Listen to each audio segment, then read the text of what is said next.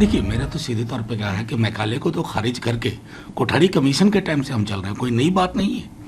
फिर राजीव जी के टाइम में जो शिक्षा नीति आई उसमें फिर बीपी सिंह साहब ने राममूर्ति कमीशन लाया, उसमें भी तो मैकाले मैं ये बहुत पुरानी बात है और ये मुहावरे की ही तरह इस्तेमाल होता है।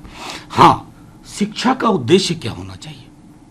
तार्किक, बुद्धिशाली, विवेक होना चाहिए। इन चीजों को, ये भगवा, हरा, लाल, इस शब्दावली को छोड़ा जाए। मेरा सिर्फ ये कहना है कि क्या हम तर्कशील बना रहे हैं? क्या हमारी शिक्षा नियोजन की तरफ ले जा रही है? अगर ये चीजें नहीं है तो ये रेटोरिकल है, भगवा, ये वो। जाहिर तौर पर मैं समझता हूं कि किसी रंग में क्यों ढालते हैं? दिक्कत है क्योंकि मिथक और इतिहास का फर्क खत्म करने की कोशिश हो रही है। तर्क के स्थान पर अंध आस्था आ रही है। ये चिंता होनी चाहिए, क्योंकि ये सारी चीजें हमारे कॉन्स्टिट्यूशन के आर्टिकल 51 में लिस्ट है। मैं तो सीधे कहूंगा कि उनके बोले से वास्तविक हकीकत का मीलों का फासला है। जो वो कह रहे हैं, जो मैंने सदन के अंदर भी कहा कि बड़ा आसान है कह देना कि नॉर्मैलिटी आ गई है, लेकिन उस नॉर्मैलिटी को घाटी में खड़े होकर के महसूस करना वो नॉर्मैलिटी होती है। अब आइए विकास की चीजों पर। Unemployment rate all time high है। परिस्थितियां मुंह चिढ़ा रही हैं, बता रही हैं कुछ हासिल नहीं हुआ। तो ठीक है, वो गए थे, सीआरपीएफ का रेजिंग डे था, वहां उन्होंने जो कुछ भी कहा उसको मैं रेटोरिक से ज्यादा नहीं मानता हूं कि उसका रियलिटी से संबंध विच्छेद है। मैं चाहता हूं उनकी बात मकबूल हो, सही साबित हो, लेकिन आज की परिस्थितियां इस और इशारा नहीं करती। मैं जानता हूं सीआरपीएफ के जितने भी जवान हैं अलग अलग क्षेत्रों में जान हथेली पे लेके काम करते हैं, लेकिन आज की जो वास्तविक हकीकत है उसमें पॉलिटिकल इंटरवेंशन का भी बहुत बड़ा रोल है कि आप क्या इनिशिएटिव ले रहे हैं, और वहां आपकी जो इनिशिएटिव्स हैं उसमें कई कमियां हैं और उसकी वजह से परेशानियां हैं। समाज की हकीकत क्या है? राहुल जी ने ट्वीट किया इसलिए ट्रोल करने के लिए लोग आ जाएंगे? क्या ये सच नहीं है कि कल ही जारी खुशहाली के इंडेक्स में हम बांग्लादेश, पाकिस्तान से भी बहुत पीछे हैं, जस्ट अफगानिस्तान से थोड़ा आगे। सरकारों को, आम नागरिकों को परेशान नहीं होना चाहिए। हंगर इंडेक्स में हमारा पोजीशन मुंह चिढ़ाता है, बताता है हमारे समाज की हकीकत। Press freedom index, democracy index, ये सारी चीजें चूंकि आपके पास एक प्रायोजित ताली बजाने वालों की भीड़ आपने इकट्ठा कर ली है, तो जाहिर तौर पे हकीकत बहुत दिन नहीं छिपेगी। अरे देश और समाज राजनीतिक दलों से बहुत आगे की चीज है। राजनीतिक दल खत्म हो जाएंगे, लेकिन समाज के अंदर जो विकृतियां पैदा की जा रही है ना, वो सबके लिए सामूहिक चिंता का विषय होना चाहिए। फिल्म की टाइमिंग, फिल्म किसने बनाया, फिल्म को कितना तोड़ मरोड़ के पेश किया गया, फिल्म में हकीकत को कैसे बदलता हुआ दिखाई गया, सब चिंता का विषय है। लेकिन उससे ज्यादा बड़ी चिंता का विषय है जो आपके माध्यम से मैं कह रहा हूं, इस मुल्क के सीने पे बहुत जख्म है।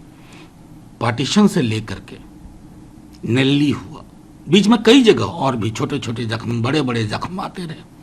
फिर 84 हुआ, फिर गुजरात 2002 हुआ, बीच में कश्मीर से ये अनफॉर्चुनेट पलायन हुआ। ये सारे जख्म ना मरहम ढूंढते हैं। जख्म पे तेजाब अगर हम डालने की कोशिश करें इस माध्यम से, उस माध्यम से, तो रिकंसिलिएशन की सारी कोशिशें बेकार होंगी। और सरकार को तो स्वयं आईना देखना चाहिए। 8 वर्ष आप हैं सरकार में, क्या हासिल किया आपने? क्या दिया है? उन दर्द को भरने के लिए कुछ किया है ना? मैं तो सीधे कहूंगा, गिरिराज जी अब केंद्रीय मंत्री हैं, उनको कम से कम सच को बोलने का भी एक तरीका आना चाहिए। कोई सुरक्षित नहीं है बिहार में आज के दिन। बेतिया में एक घटना हुई है, इसको हिंदू, मुसलमान, सिख, ईसाई, दलित, पिछड़ा, अगड़ा की नजर से ना देखिए गिरिराज जी।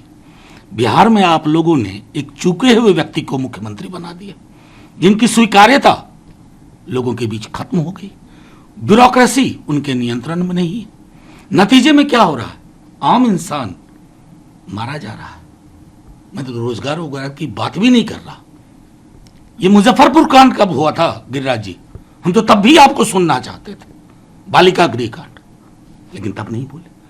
बोलिए, हकीकत सामने रखिए, हकीकत को रंग दे के चश्मा मत बनाइए। इस सबसे क्या आपको जानकारी मिलती है कि सरकार नाम की कोई चीज नहीं है। तेजस्वी जी ने, नेता प्रतिपक्ष ने ठीक ही कहा, ये सर्कस चल रहा और सर्कस में भी कोई रिंग मास्टर नहीं है। तो शेर इधर से कूद के उधर जा रहा है, जोकर बीच में आ जा रहा है, यही हो रहा। और सबसे बड़ा दुर्भाग्य बिहार के लोगों का कि उन्होंने बदलाव का मैंडेट के पक्ष में दिया था, शासनादेश से अपने जनादेश बदल दिया, नतीजे में बिहार भुगत रहा। सर एक आखिरी सामाजिक समीकरणों को लेकर के, या कहें कि सामाजिक व्यवस्था को लेकर के है और अलग अलग राज्यों से है। पहली घटना का जिक्र करता हूँ, पुणे का है। ये समस्या वो नहीं है, समस्या है समाज बीमार। मेरे लिए आसान था सरकारों को दोष देते ना। आपने प्रश्न पूछा था, प्रश्न में पूरी मेरे लिए पूरा अवसर था कि मैं सरकार के ऊपर क्या कहता हूं कि सरकार नाकाम, पुलिस नाकाम है ना साहब, बीमार हो गए हम। और ये बीमारी प्रशासन के नकारेपन की वजह से और बढ़ती।